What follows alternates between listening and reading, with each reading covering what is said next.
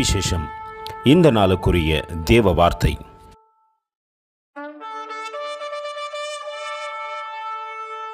So the father knew that it was at the same hour in the which Jesus said unto him, Thy son lived, and himself believed, and his whole house. John 4:53. నీ కుమారుడు బ్రతికి ఉన్నాడని యేసు తనతో చెప్పిన గంట అదే అని తన తండ్రి తెలుసుకొనెను కనుక అతడును అతడి ఇంటి వారందరూ నమ్మిరి. యోహాను సువార్త 4వ అధ్యాయం 53వ వాక్యం.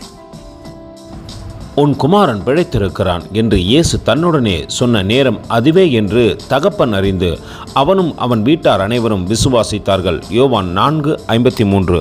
அன்பின் தேவ பிள்ளைகளை, தேவன் எல்லாவற்றுக்கும் ஒரு காலத்தையும் ஒரு நேரத்தையும் குறித்து வைத்திருக்கிறார். அதினதின் காலத்தில் தேவன் அதினதனை செய்ய வல்லவராயும் இருக்கிறார். மோசே இதை அறிந்தபடியினால் ஆண்டவரிடத்தில் கேட்கின்றார், ஆண்டவரே, நாங்கள் துன்பத்தை கண்ட நாட்களுக்கு சரியாய் எங்களை திருப்தியாக்கும் என்று. ஆண்டவர் திருப்தியாய் நடத்துகின்ற காலத்துக்குள் நாம் கடந்து வந்திருக்கிறோம். நாம் விசுவாசிக்கத்தக்கதாக நேரம் இதுவே. இன்னும் விசுவாசித்து முன்னேறுவோம். நிச்சயம் கர்த்தர் நலமானவைகளை நமக்கு செய்வார். கர்த்தர் தாமே உங்களை ஆசீர்வதிப்பாராக. ஆமென்.